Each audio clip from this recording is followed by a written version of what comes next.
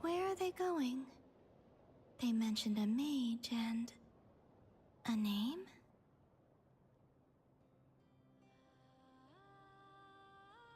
So, Mr. Varka, are you acquainted with this Nicole? Or should I call her Mage N? Not really. We've never met, though she has come up in conversation. From what I've gathered, Alice kinda took Nicole under her wing. Taught her how to speak in a more ladylike fashion, that kind of thing. Huh.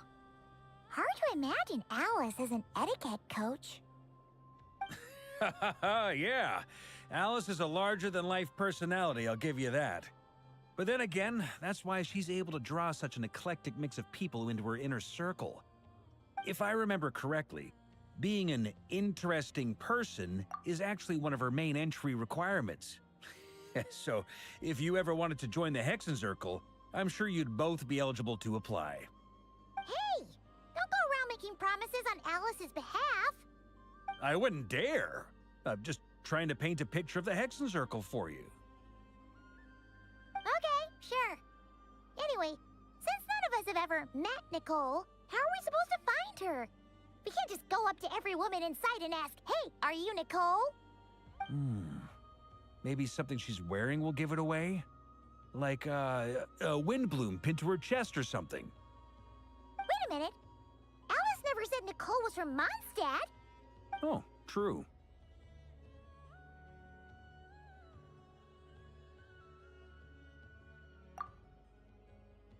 That would be... this young lady, then?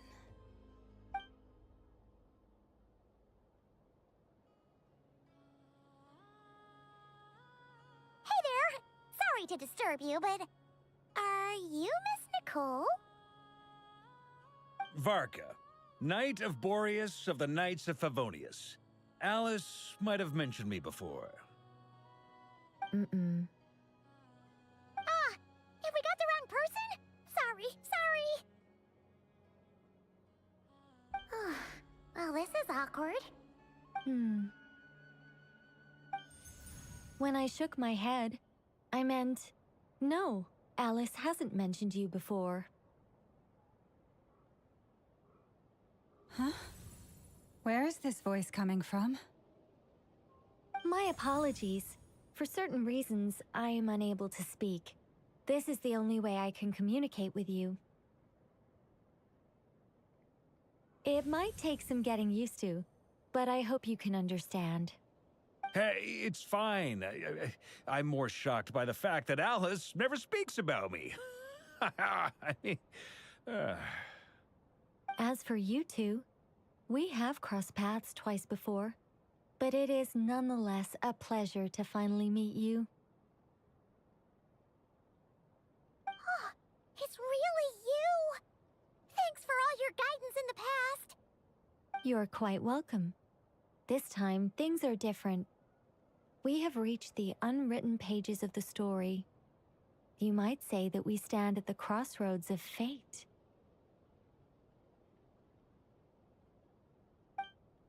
Now then, allow me to formally introduce myself. My name is... No, stop! Alice! I can't believe it! I had a whole speech prepared. I'd agonized over every single word. She always picks the worst moments to ruin other people's plans. I'm so sorry about that. Alice took the liberty of devising some bespoke self-introduction magic for each member of the Hexenzirkel. But I could have sworn I deleted all of the triggering conditions for it. How did it bypass everything? Oh gosh, this is so embarrassing.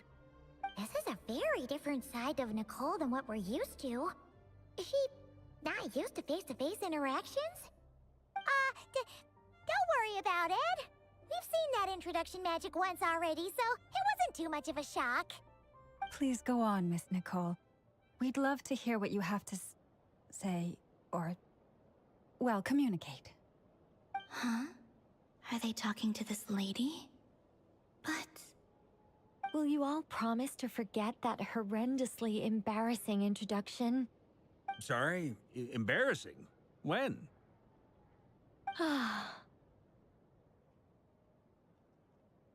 Yes, my name is Nicole, and I am one of a very few angels who have retained both their preferred form and their power. The Traveler and Paimon should be no strangers to this concept. There is another of our kind in Natlan. They call her the Lord of the Night. Alright! Paimon remembers her! Yes. Well, I have retained more of my power than she. It's because I don't have a long-term duty to fulfill. To be more specific, no. We'll be here all day if I get into the specifics. Moving on. If I'm not mistaken, you are here because you wish to learn how one might reach the moon beyond the sky. That's right. Is that something you can give us any guidance on? Yes, I do know a way. It began with the Hyperboreans, who lived after the War of Funerary Flame. Blank looks. Maybe I should start with the background of the war. Or maybe not. It shouldn't be an issue. I'll fill in the gaps for you when we have more time. Anyway, after that war ended, the three moons retreated to beyond the false sky. The Hyperboreans were humans I once aided. They accepted the civilization and creations bestowed upon them by the angels. But despite accepting many blessings of the angels, many among them still held on to their faith in the moons. They were reluctant to accept the new order. Even after the War of Funerary Flame, they sought to contact the moon goddesses beyond the sky and receive their guidance. But all three had passed away by that point.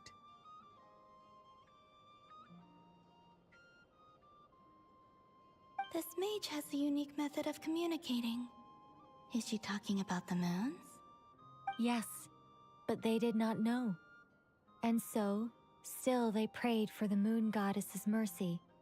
After building titanic structures that consumed vast amounts of Kuvaki, at last they glimpsed the moons and heard their voices.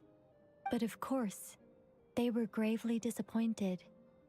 For it was then that they realized the three moon goddesses were dead.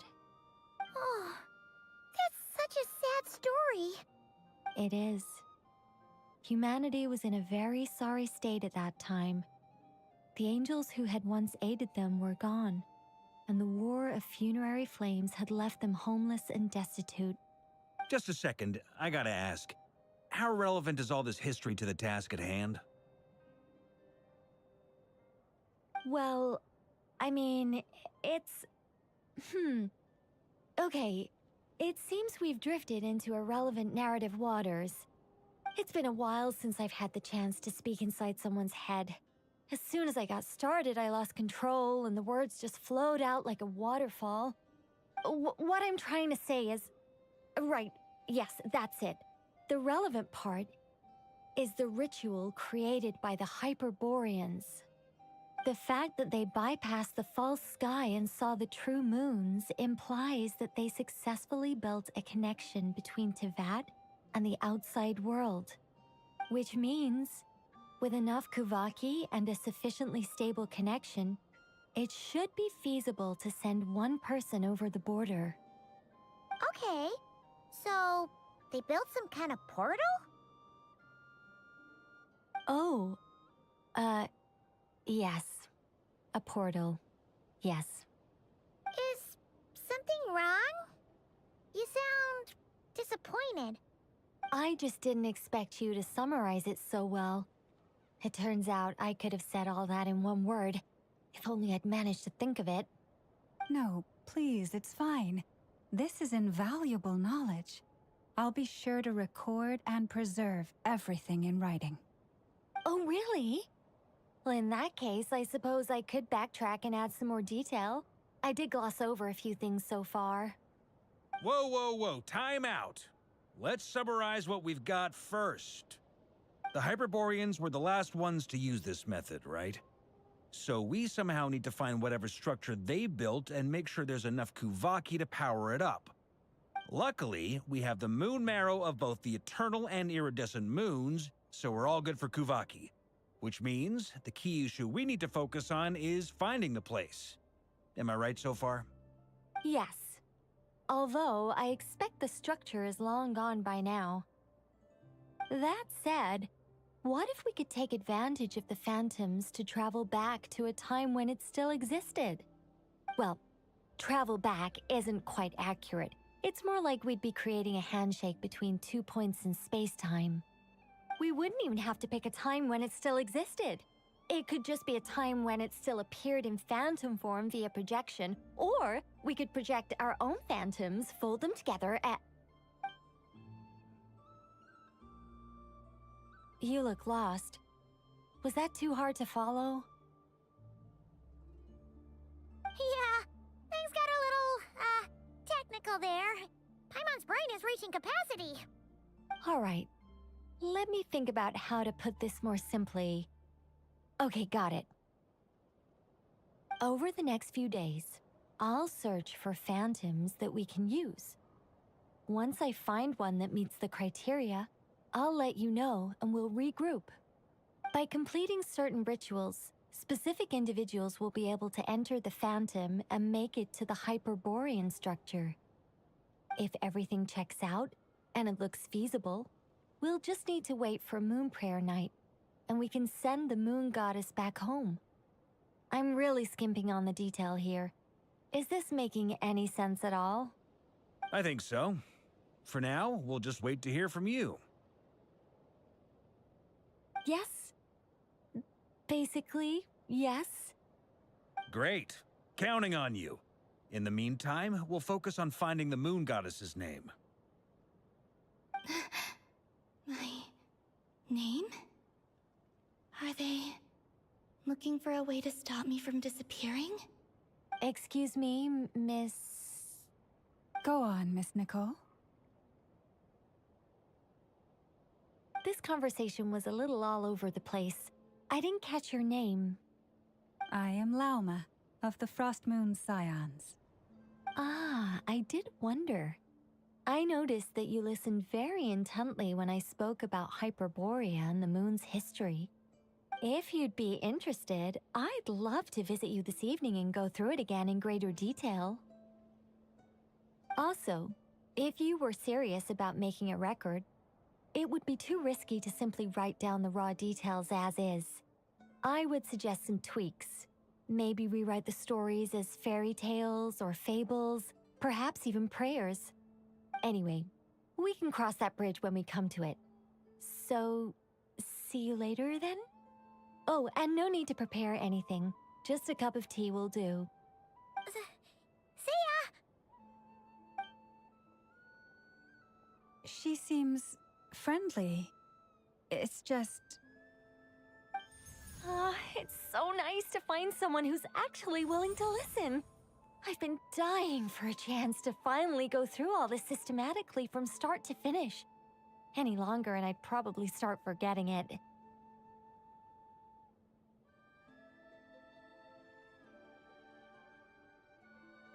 Now Paimon gets why Alice told us to mind our heads. Ha ha ha ha! What did I tell you? A lot of quirky people in Alice's orbit. Now then, the next order of business is, where do we start looking for the Moon Goddess's name? Maybe the rest of what Nicole has to say might give us some clues. Once I've heard her out, I'll summarize the salient points and share them with you all. I'm also inclined to review our other documents. Yes, our faith was first established by our Hyperborean ancestors, but many of the more factually accurate records are from after Kutar's birth. Sounds like we're gonna follow Kalabina's journey through Devat, huh? In that case, we'll start by heading to the Frost Moon Enclave. Sounds like a plan. Take this with you. I'll see about getting in touch with the Fatui. It'll probably just be Arlecchino and Sandroni again. They're the only ones who would want to help. Thank you, Mr. Varka. Don't mention it. Honestly, I'm more comfortable dealing with the Fatui than prying into the details of a young lady's childhood. Catch you later. I should follow them, just in case there's some way that I can help.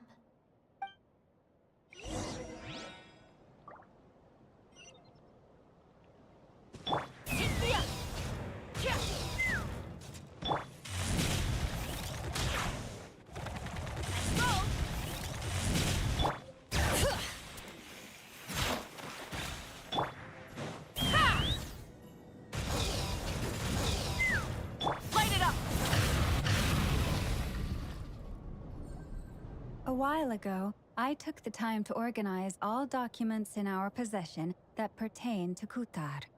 What you see here is the material I consider reliable. Hmm? You're saying there's unreliable material too? Yes. Most of the information we have was transmitted through an oral tradition. Inevitably, some of her stories were mythologized and deified over the years through countless retellings. That's why I organized them into reliable and unreliable. There's no sense seeking answers in history unless we can ensure the veracity of the historical record. Makes sense. All right, let's take a look through.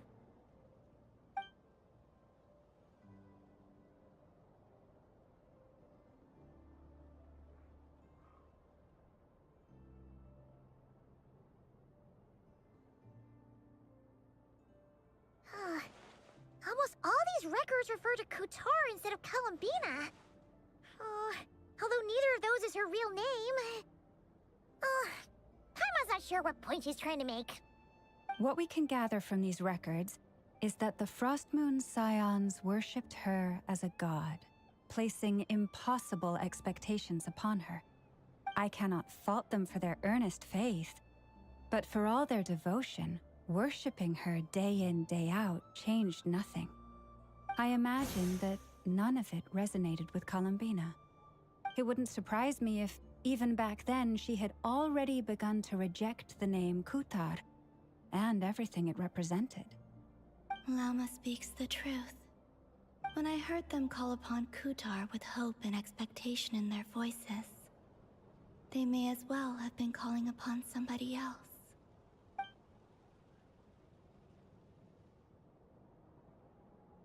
Well, that's a bit complicated. I looked at the level of detail, perceived authenticity, prose style, and how realistic their portrayal of Kutar seemed to be. Amongst the Frostmoon Scions of today, only I know of her existence, and I alone have spoken to her face to face. As such, I know that there are certain things she simply would never do.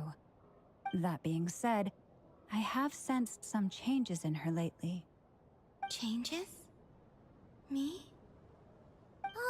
Seems like this is getting us nowhere. For what it's worth, why don't we check the unreliable sources too? Sure. Give me a moment.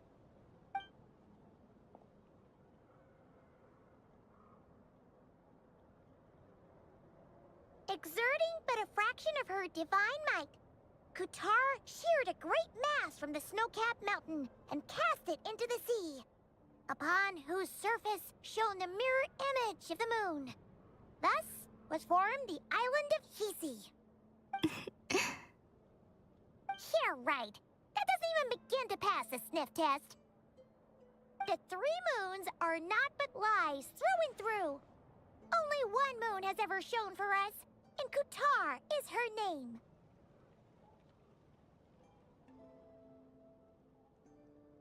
The vast majority of ancient texts are filled with fanciful tales like these. I trust you understand my criteria a little better now. Kutar did not speak, merely gazing into the distance in silence. And where her gaze landed, this was her prophecy. Clearly, whoever wrote this text never even met Kutar. Otherwise, they'd know that her eyes are always closed. What about you kidding. Come on, let Paimon see. The child wished to build a wooden nest with which to shield a fledgling bird from the cold.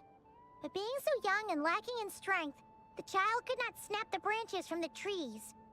Kutar was passing by. Upon seeing the child, she summoned forth the Kuhenki, who built a beautiful nest for the child. I remember that. Not knowing the meaning of Kutar's divine intervention, the child dared not to respond, and thus ran home to call their parents. But Kutar was gone.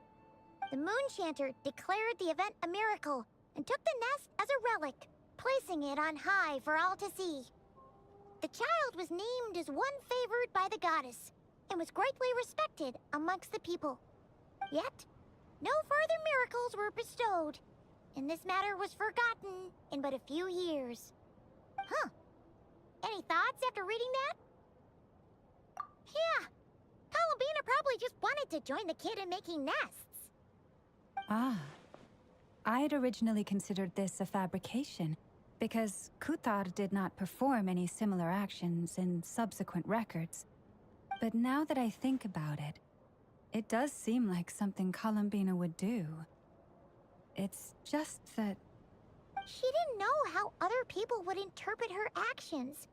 She was probably worried about making things difficult for people. So, she gradually stopped joining in. Yes.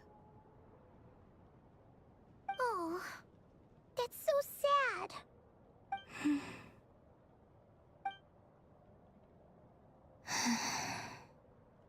And now, I can make no such gestures of warmth, even if I want to.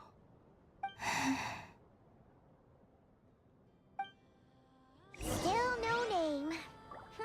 That's a bit of a shame. But we did learn some interesting stories. That's gotta count for something. Barca said he was gonna set up a meeting with Arlecchino and Sandrone, right? Let's go back to Nasha Town and see how he's doing.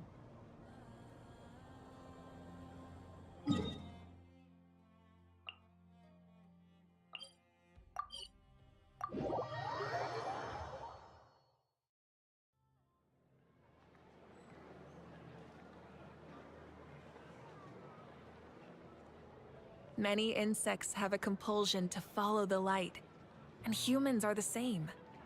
Except we call that light. Let's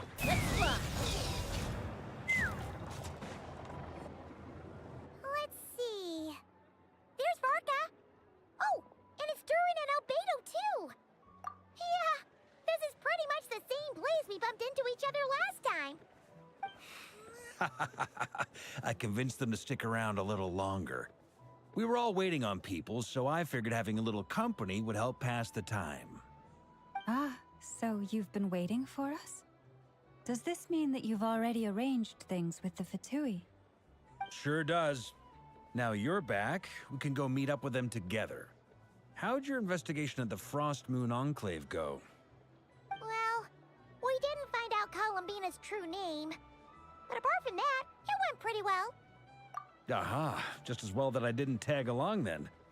I'm sure our moon goddess wouldn't want every man and his dog knowing all about her private life. Still, desperate times, desperate measures, I guess. Someone had to do it. So, Varka was waiting on us, but what about you two? Are you waiting for Alice? Oh, no. We already met with her. We discussed that experiment I mentioned to you last time. Oh, and she also handed me this communication device.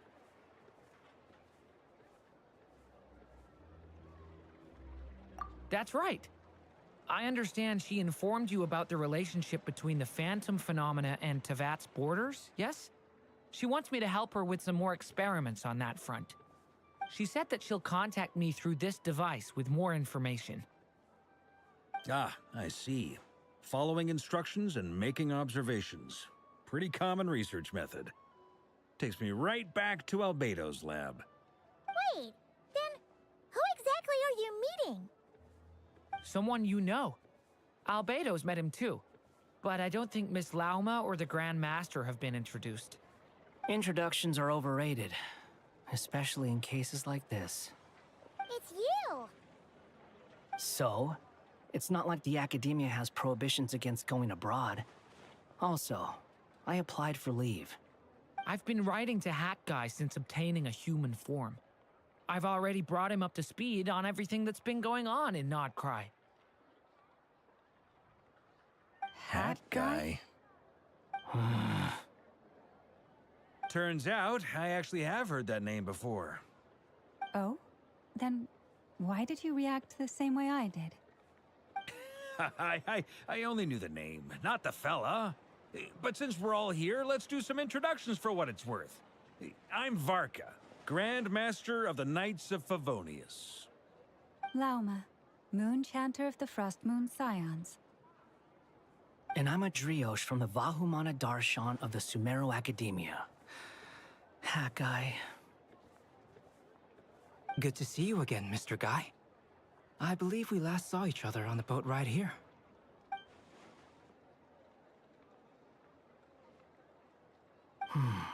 Mind you, the only reason I came here is because there's someone I want to look into. Who's that? The Doctor, also known as Dottore, second of the Fatui Harbingers. From the tone of your voice, it sounds like there's bad blood between you. I was reviewing our archives and noticed that a lot of information about him was missing. Left a bad taste in my mouth. That's all there is to it. Dottore, or Zondique, as he was then known, once studied at the Academia, but he got kicked out before he could graduate.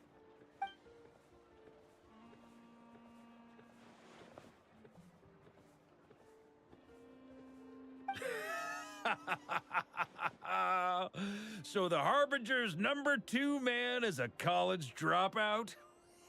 How embarrassing for them. Last we heard, he was planning something. We actually heard that a few times before, even coming to Krai, but we haven't seen a trace of him since we got here. He only appears when something interests him. For all we know, he might have left already. But the fact he did something here at all is worth noting. It'll fill a couple extra lines in his file. Why does it sound less like a file you're writing and more like a criminal record? Anyway, we were just about to meet 2 of the other Harbingers. Want to come along? You might learn a thing or two about him there. Sure. Even though they're Harbingers, well, they're old acquaintances of ours, so, you know, when you talk to them, try to be... I got it. The Frost Moon Scion's relations with the Fatui remain tense. Forgive me if I do not attend. In that case, we'll continue assisting Miss Alice with her experiments. Good stuff. Everyone's having a fruitful time. All right, we better get going. I'll lead the way.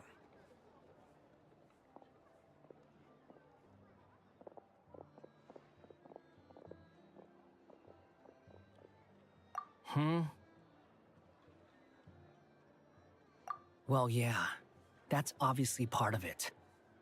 But I'm not the only one who has a score to settle with him. Neither you, nor Lesser Lord Kusanali, nor I want to see him meddling with things again.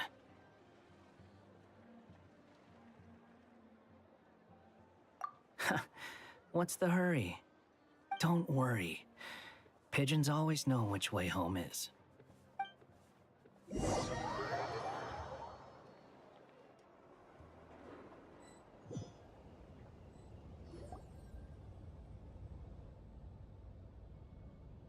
You made it. Who is this? A scholar from Sumeru. They call him Hat Guy. He's an old friend of the Travelers. Wait, this is the Academia representative you wrote about? He doesn't exactly look the part. I believe this will prove my identity. You'll notice it bears the seal of the Sanctuary of Surasthana. Well, what do you know? So it does. All right then. My mistake. It's fine. I expected as much. What?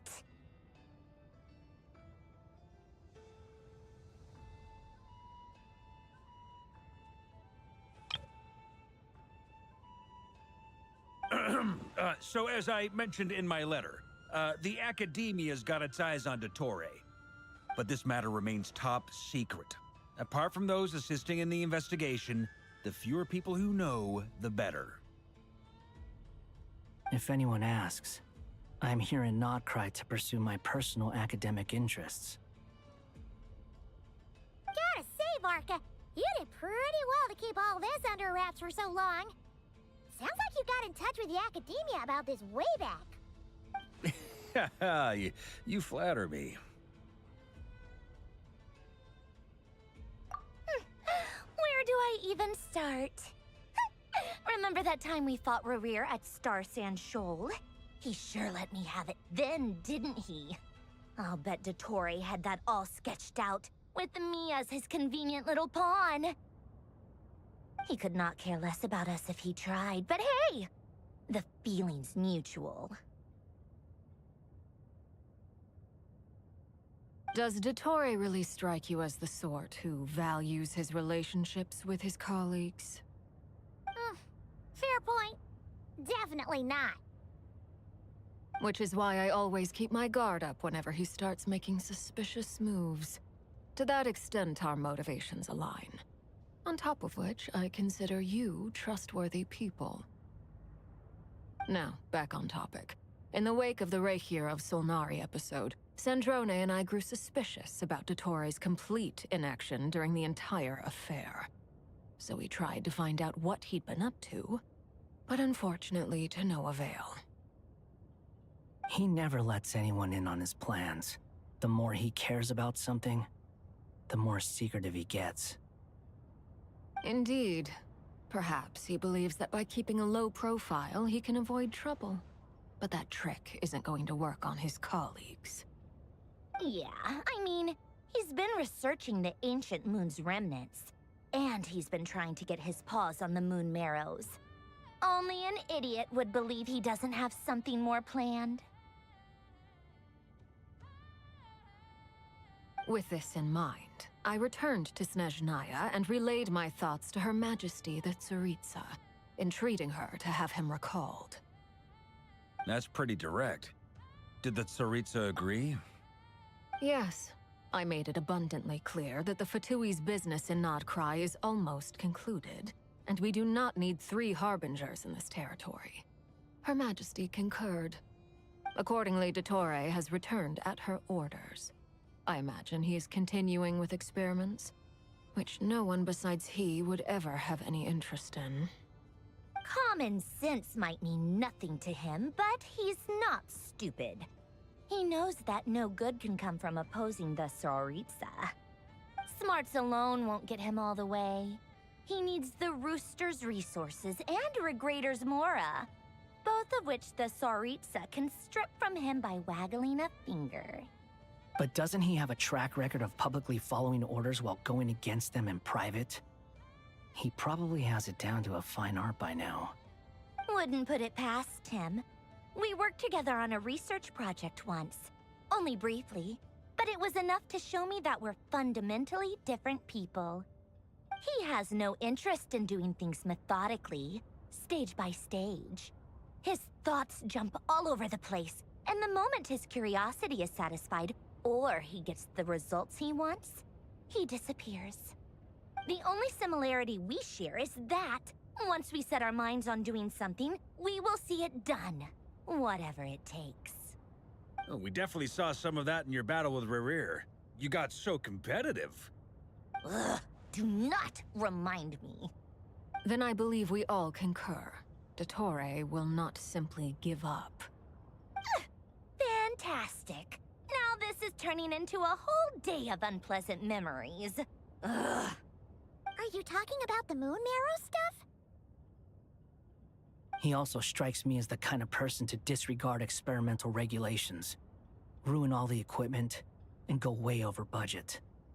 Then leave the first person he can find to deal with the fallout. Exactly.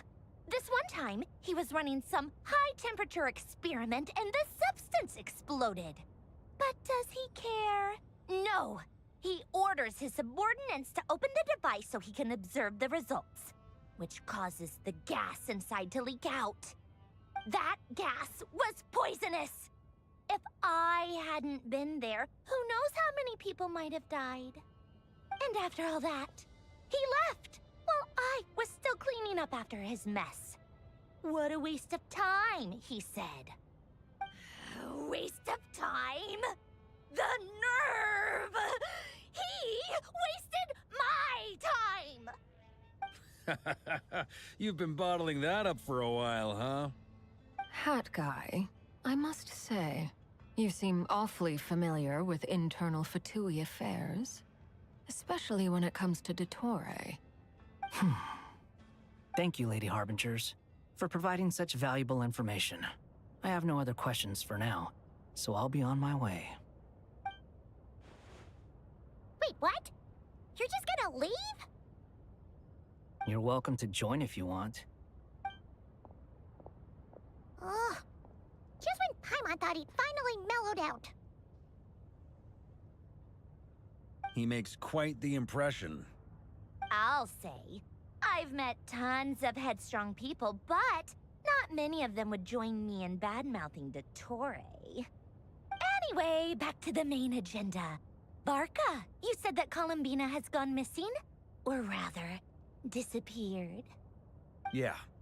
We're working on building a connection between her and this world. The simplest method is to find out her real name. I've actually asked her that question before, but she said she didn't know. Considering our relationship, I doubt she was lying to me. As far as I recall, she was never dispatched by Her Majesty to claim a gnosis or anything like that. The Tsaritsa's plans had long contained a place specifically for her. I always thought that was weird. What could she do that the rest of us couldn't? Knowing what we do now, it's probably something related to Kavaki, right? More than likely. When she first arrived, Columbina would often go to Her Majesty and ask when she could start the task assigned to her. But Her Majesty always gave the same reply. The time has not yet come. So she spent her days in Snezhnaya doing basically nothing. The Tsaritsa has summoned a beautiful blind maiden to be a harbinger, giving her the third seat by virtue only of her enchanting voice. It was a dumb and stupid rumor, but the reality of the situation made it hard to refute. And what happened after that? I imagine she stopped caring. She no longer seemed to care why she had been recruited, and Her Majesty never gave her any missions, so she just continued to sing in the flower garden. For my part, I was busy. So busy, in fact, that watching someone be that idol had me fuming. But still, I got the sense that she had long been used to a life of other people claiming she was needed when she wasn't. I just felt that having a place to stay would cost me something eventually. And so I waited quietly for the day that I would have to pay the price. And on the other end of that spectrum, you had me. Someone once told me that I had the lousiest work and the toughest luck. That's a good way of putting it. I forget who said it, but those words have always stuck with me.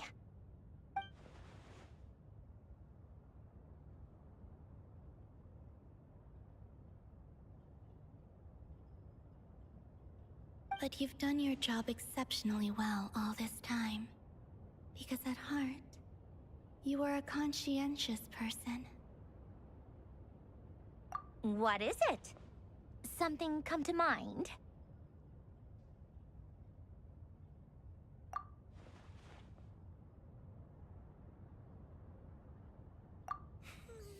That makes sense.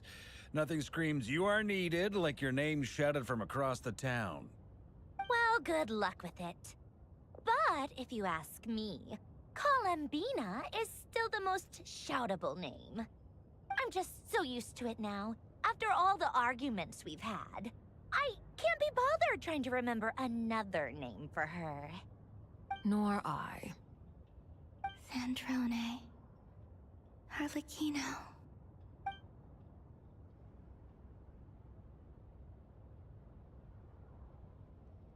Huh! It's a Sealy! Does that mean Nicole has news for us? Ladies, I thank you for your hospitality. If the chance ever comes up, I definitely owe you both a drink sometime. I'm sure it will. You can make your own way out. Heck, you've been here enough times, you probably know your way around better than I do. Okay! Time to do what adventurers do best. Follow that Sealy!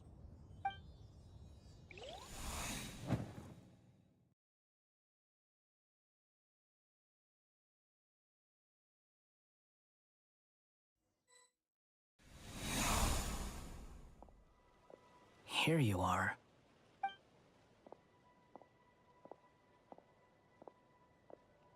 Oh, hat guy. How come you're back so soon? Did things go all right with the Fatui? Fine. Dotori's been summoned home by the Tsaritsa. Couldn't get much more than that. How about you? Any progress with the investigation? Unfortunately not. We've tried everything. Different phantoms, different locations, different points in history. But the results were the same each time. Abyssal monsters roaming the land. People crying out in despair, with no hope of being rescued. Every time I see it, I can't help but think, is this what it was like in Mondstadt when Dragonspine Durin attacked? And if I fail in the task I've been given, will I create yet another tragedy? That's just meaningless speculation. When we encountered similar phenomena previously, I tried to interfere with those illusions, using sounds and lights to guide them. However, we could not change their fates. At most, we were able to extend their existences. The events of the past are like fate that has been written into Irminsul. There isn't a living thing in Teyvat that can escape its past. But Miss Alice instructed us to try to find ways to change the outcome that these phantoms face. It's an impossible task. Can't you just refuse? Since she asked us to do this, I feel like it can't truly be impossible. Or if it is, well, mages can make the impossible possible. I could not have been born as Durin otherwise. But you also said that your past 39 attempts were fruitless. That's true. But you're still going. Yes. After this many futile attempts, surely you realize that you're not doing this because you still believe what some mage told you. It's because you want her hypothesis to come true. It's something you wish for deep inside. So, think for yourself about what you want to do. As long as you don't believe it's futile, it isn't. Yeah.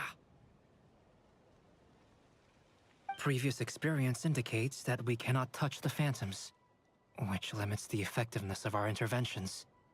If we want to clear this hurdle, we need to break this rule somehow. Same thought here.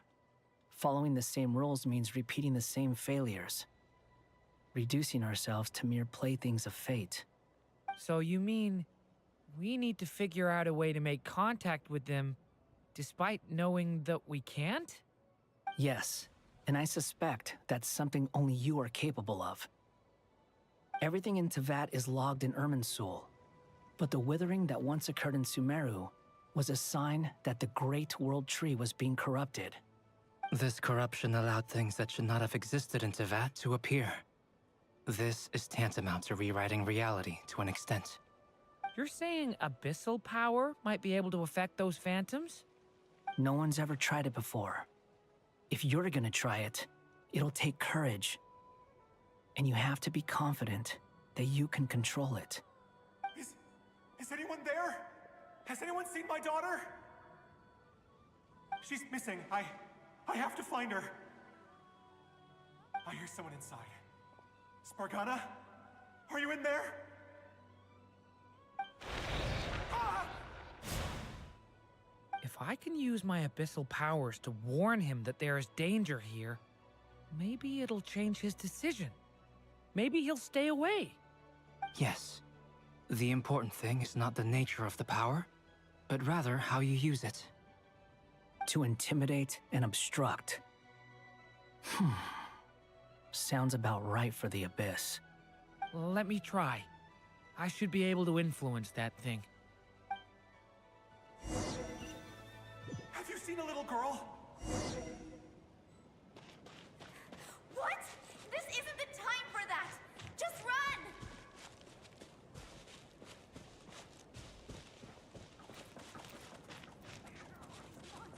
I hear someone inside. Spargana? Are you in there?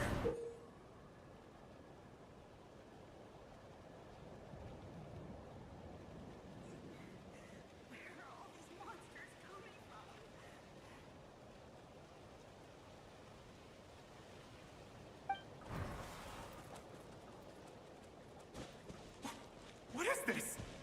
Looks dangerous. I should get out of here.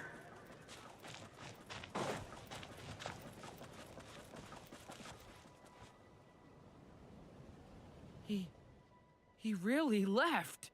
Ha! We did it! Don't celebrate too soon. Follow him. See what he does next. Monsters approaching from the front. You need to stop them and create an opportunity for him to hide.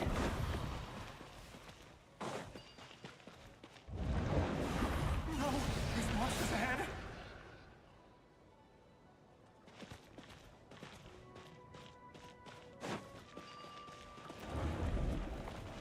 Wait, is that the barrier I saw earlier? Why is it appearing now? It's as if someone's controlling it.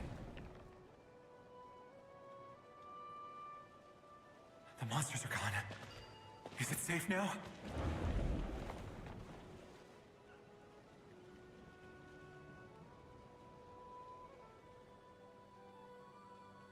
The barrier's gone too. How odd. Anyway, I guess I'll keep going. Quickly, let's keep up.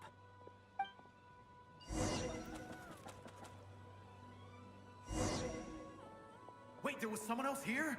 Don't go any further. We've got anti-monster traps laid out everywhere. But my daughter must just be up ahead. I have to go. This way's blocked.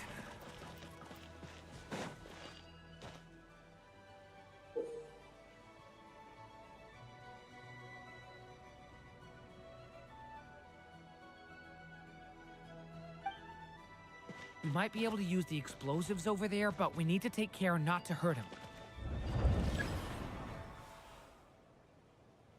I'll use the barrier to keep him at a safe distance. This barrier seems to be helping me somehow.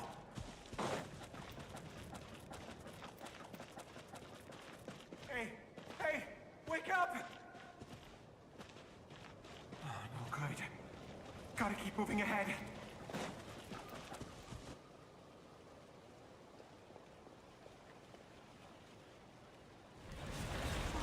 Many monsters!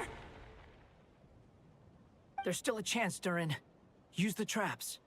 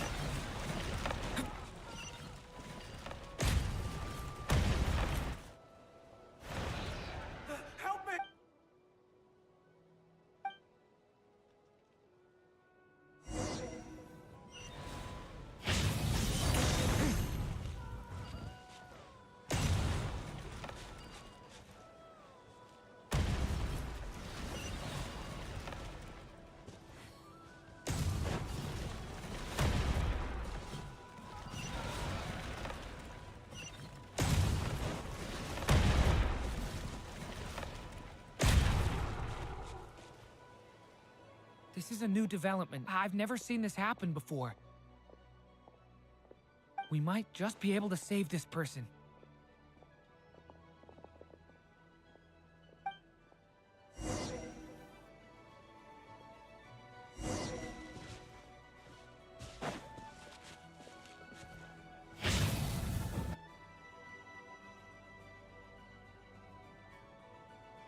Hello there.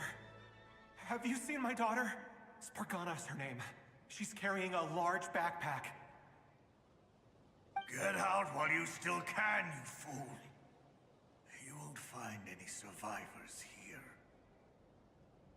But I can't just leave her here. She must be so scared right now. Sorry. Wish I could help, but I haven't seen her. You'll just have to keep looking. Okay, thank you. If I do find her, I'll get her to shelter and come back for you. Don't bother.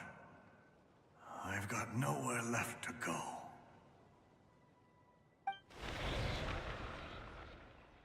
What's that noise? Monster! No, if he goes inside, he'll be walking into a trap. Let's try this once more. This time, we have to stop him.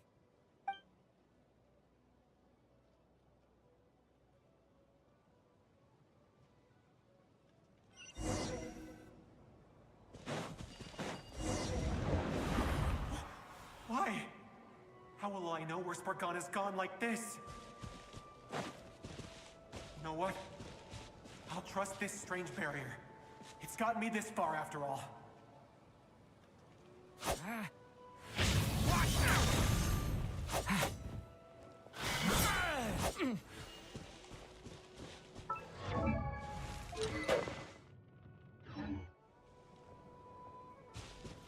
Spargana, are you there?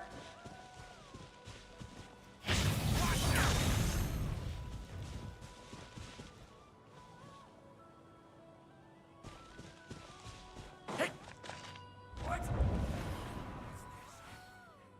Hey! Let us out!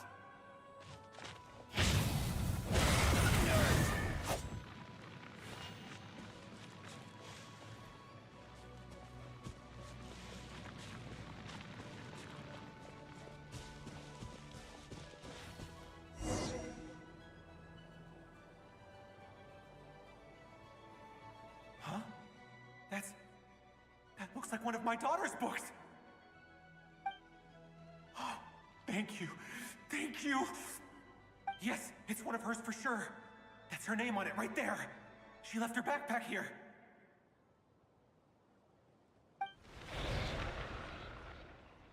Durin, just like last time. Use the explosives.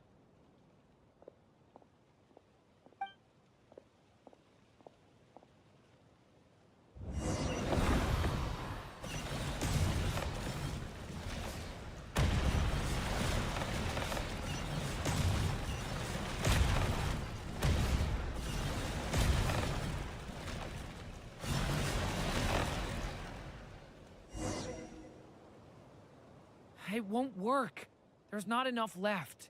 If he makes it in, he'll die.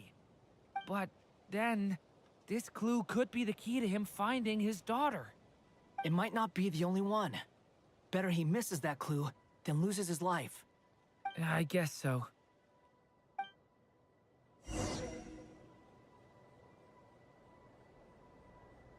Stop him, Durin. We can't let him get any further in. That's my daughter's book! She's passed this way! Why? Why won't you let me go in? I've searched and searched and searched just for this!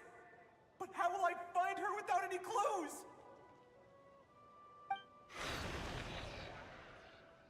I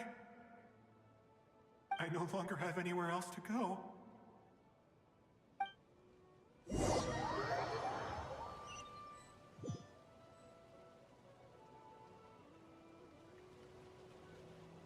I'm sorry. I'm so sorry. He refuses to go anywhere else. Whether he opens this door or not, all that awaits him now is death. We... Albedo? Hat guy? Let's try one more time. I don't know how we're gonna do this, but I don't want to give up either.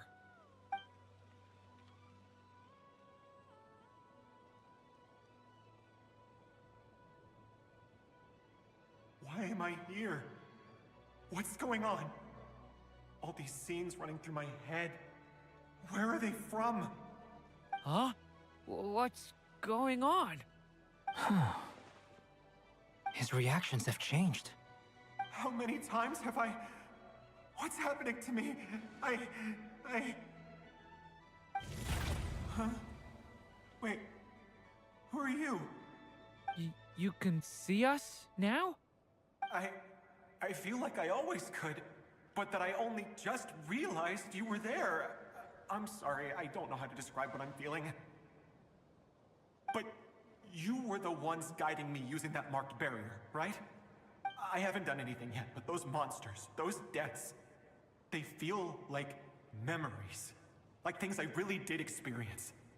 I won't find my daughter. In fact, I'll ultimately die trying to find her. Isn't that right? Well, no, it isn't. Yes, it is. Even so, we're trying to find a way out of this. You've not seen my daughter either, have you? It seems she really isn't here. I'm sorry we couldn't help you. I'm just... tired. Maybe this is destiny. Maybe it doesn't matter how hard I search. How long do I have left? Experience says 15 to 20 minutes. 15 to 20. Thank you for all your help. Let's rest a while. You look exhausted too. Now's not the time for you to start pitying us. It's not pity. I'm just realizing that I've only got 10 or so minutes left. You know?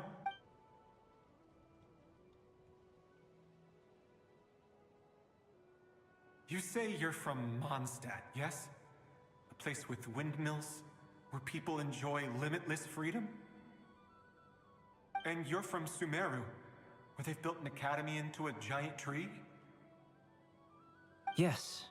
It seems you've never heard of either place. Those names are unknown to me, I'm afraid, yes. Have you heard of Hyperborea? I have, but I heard that it was destroyed in the distant past. I see. That was where my ancestors once lived. What about Delphi Pytho? Was it later rebuilt? I've never heard that name. Then what about Sal Vindaknir? I have seen that name on stone tablets on Dragonspine. But I'm afraid the only things left of that place are its ruins. I see. Sure enough, there was no way to turn this around, huh? I'm sorry. I was the one who asked to chat, but it seems like we're too many ages apart. There's barely any common ground to start from. It's all right. We did hear something new, at least. From how you speak of your lives, things must be going all right for you, I guess. They are. Mondstadt is a place of freedom and happiness. There's a lot of good people in the church and the Knights of Favonius, and even outsiders find that it's an easy place to feel at home. We have festivals a few times a year. Everyone gets together to drink, sing, and be merry. Sumeru is a lot more uptight. Not really the kind of place where you can relax. It's a nation fraught with problems wherever you look. But if all you want in life is to seek knowledge, I guess it's pretty much paradise. That's wonderful. In other words, after this all-devouring black tide passed, humanity did not merely avoid extinction, but rose to build prosperous civilizations anew. I mean, I can see you all right now. That must mean the future isn't a total mess, right? That's true. Well, time's almost up. Let's part ways, I think. Might be best if you don't waste too much time on me. The chances are slim, I know, but I'd like to spend these last few minutes looking for Spargana. If things work out, I'd love to tell her about what I've heard. May we meet again. Well, or not, most probably. In that case, may your wishes come true.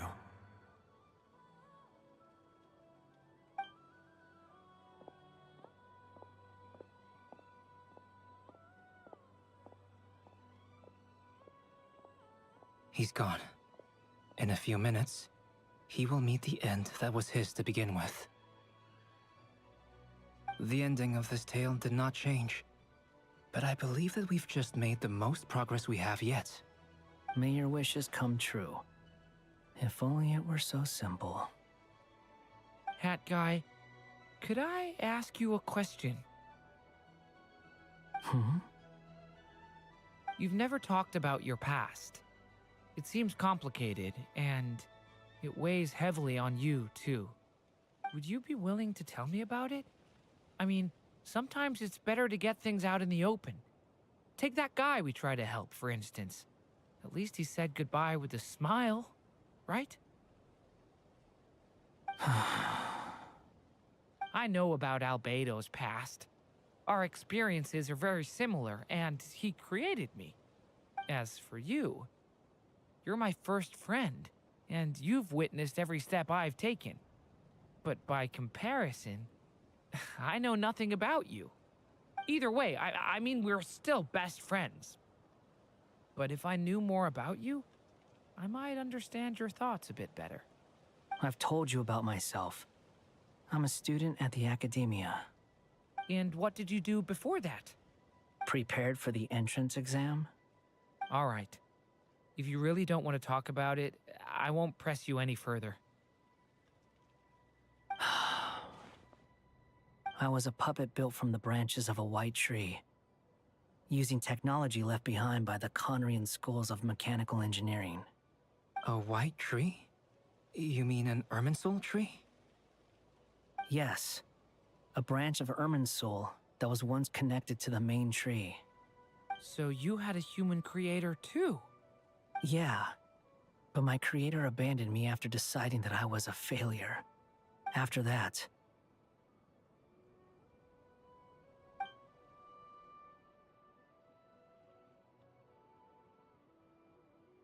Durin, resisting the influence of the Abyss, suppressing the urge to destroy, trying to do the right thing. None of these things are easy, but no matter how hard they are, trying to rewrite past wrongs is far harder. You asked me if you would create a new tragedy if you failed. I told you there was no point speculating about that, but the real answer is, yes. You absolutely will. That guy. But at least you've got people here to help steer you away from the wrong path. So, just keep aiming towards the light. I will. I promise. All right, break time's over. Hello? Durin speaking. Hello, friends, it's me. What have you been up to, I'm detecting some unmistakable fluctuations here at the border. The amplitude isn't particularly high, but they're completely different signals from the ones before, and the scale is comparable to those I've detected previously. Alice, we were unable to save that person. However, he appears to have retained a portion of the memories gained through that cycle, and was able to hold a conversation with us. I see. Well, that is rather odd indeed. It definitely merits further attention. Could I trouble you to keep trying the same approach? I need to gather some more data. Counting on you. I should probably have Nicole come and check this out as well.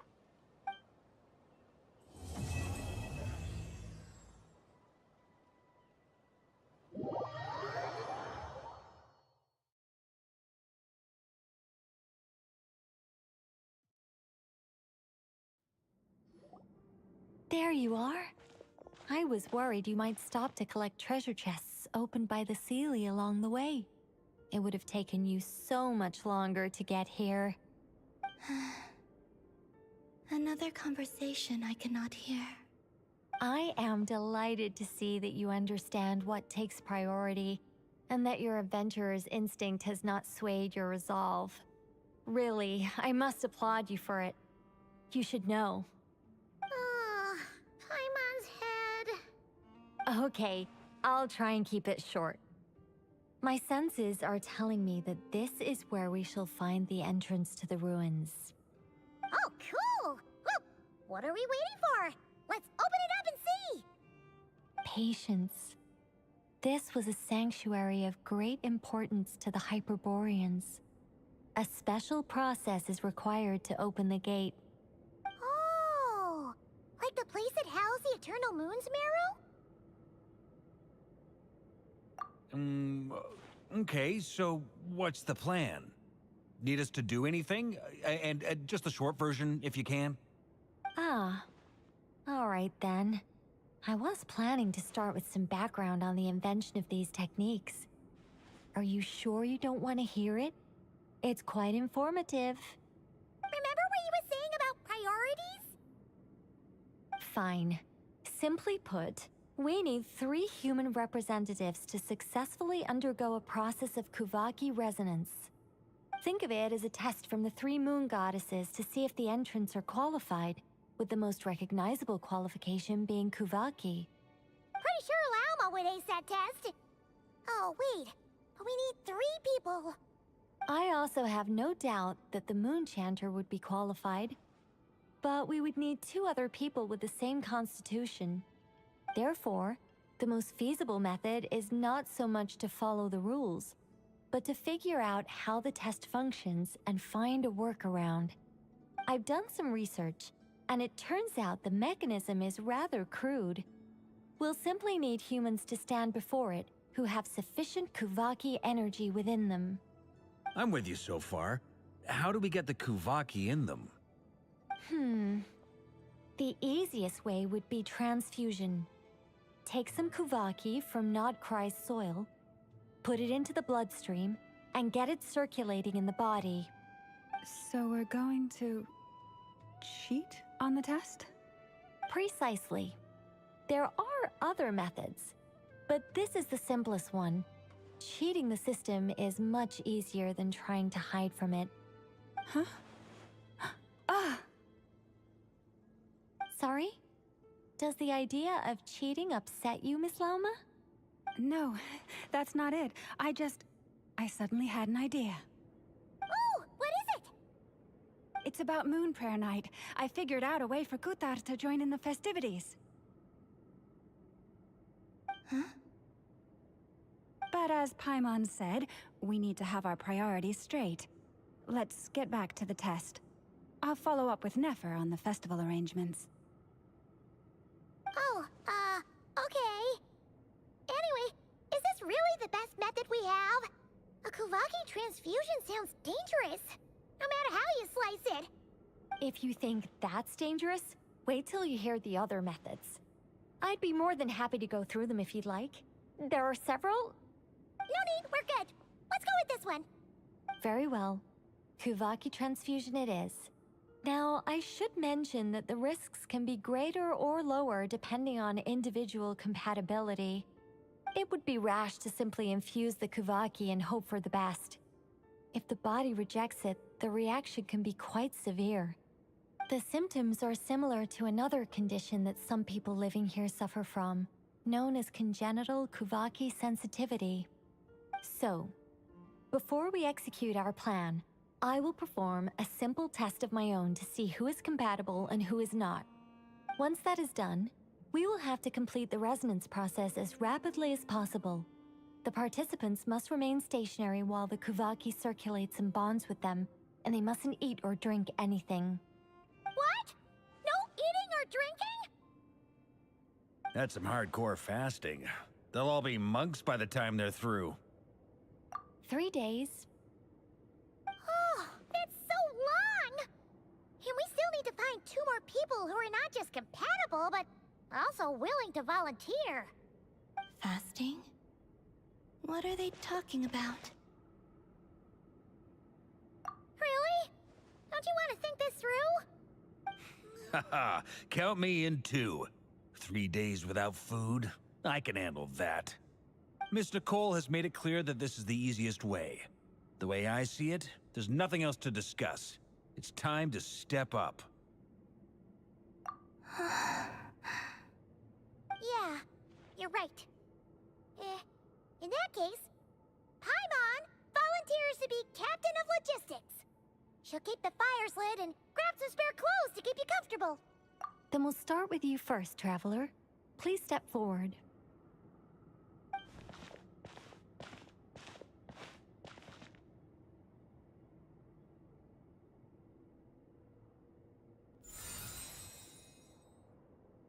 How's it going? Do you feel anything? How about now?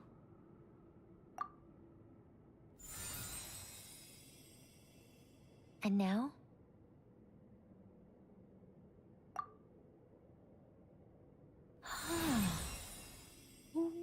What about now?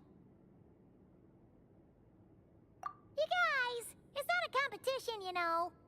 All right, I'm officially impressed.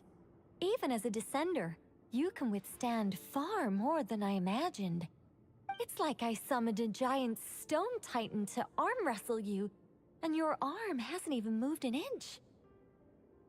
In my last attempt, I infused 5 times the amount of Kuvaki required. Yes, safe to say, compatibility won't be an issue for you. You're eligible to join. You're next, Mr. Varka. Sure, here goes nothing. All right, I'll start where we left off. 5 times the required Kuvaki dose. Whoa, whoa, whoa, hey, wait a minute. How's it going?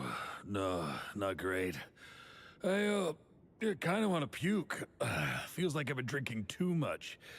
A few bottles of wine, then a big stein of Dark Horse, with some hard liquor from Liyue mixed in. You think this is funny? I just lost to a young lady in an arm wrestling contest. I'm never gonna live that down. My apologies. I'll lower the concentration and try again. Oh. How's it going now? I'm not as dizzy as last time, but I can still feel it pulsing around. In that case, you wouldn't be an ideal choice, Mr. Varka. Let's try someone else. Okay. Let's go ask some of our other friends then.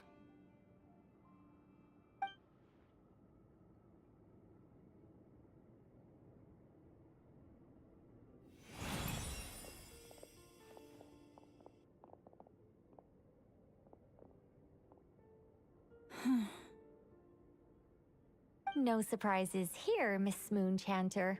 You're perfectly compatible. You may join.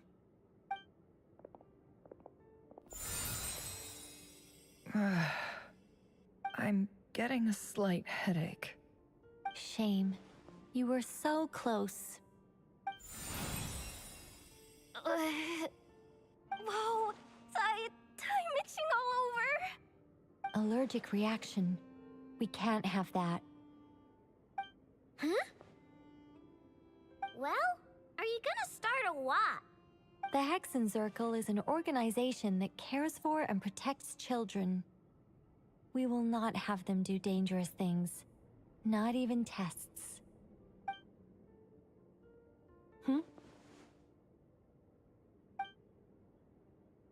Is something the matter? The candidates have to be human. I guess that rules me out too. Huh.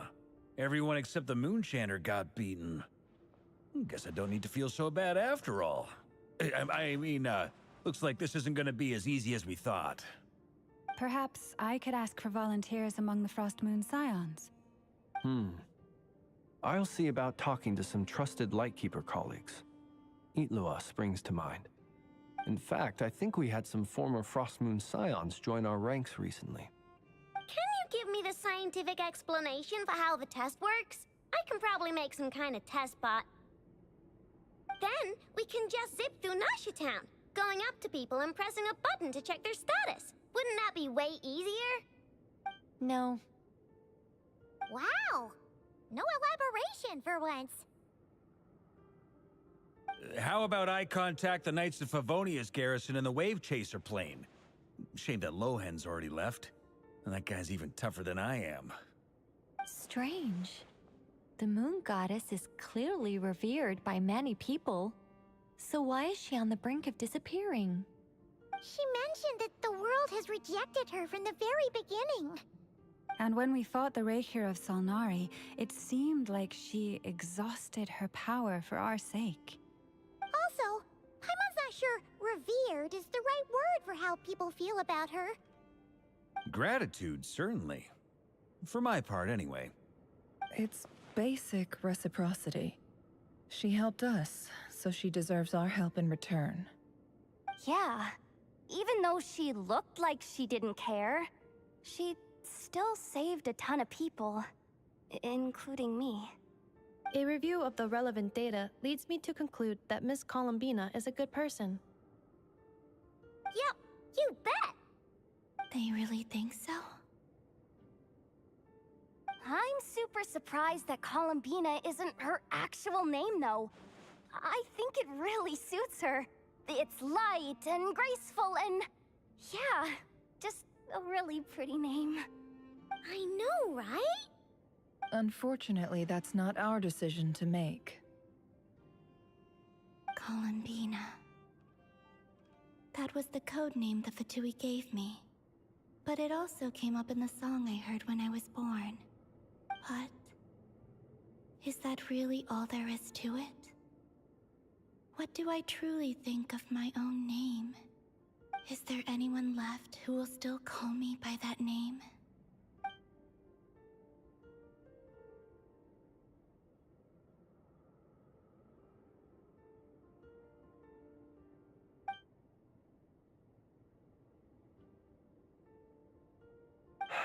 Moon Prayer Night is getting closer by the day.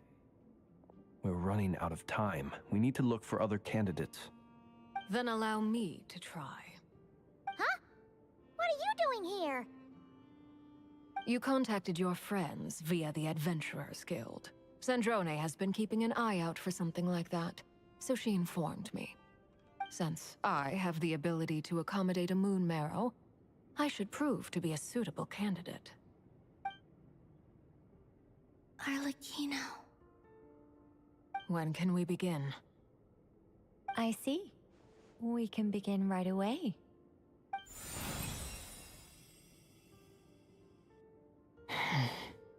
How was it? Did you feel any discomfort? Not at all. Then it seems we shan't need to look for additional candidates after all. Great! Cool. Alright, like Paimon said, the rest of us can take turns making sure the three of them stay warm and comfy. Then, my job is to take care of the caretakers. I will ensure everyone receives food and accommodation. I'm ready as well.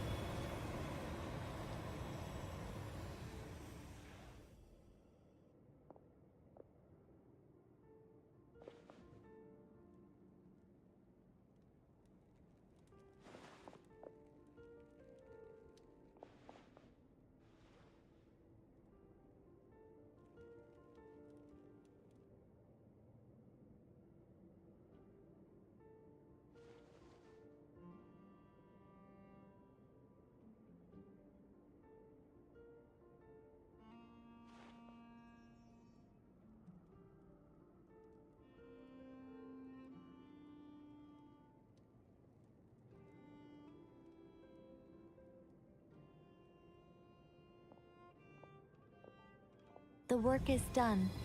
The sacred scroll shut. The stars grow dim, the people silent.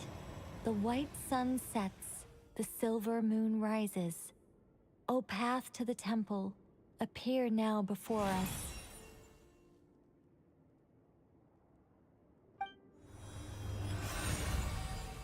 Wow! It really opened! So that's what all this is about. They've been trying to open this gate. Come, let us enter.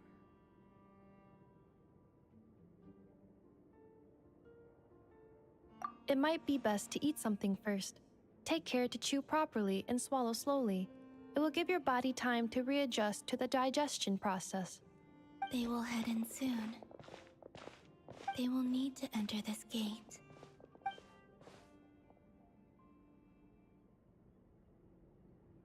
Huh?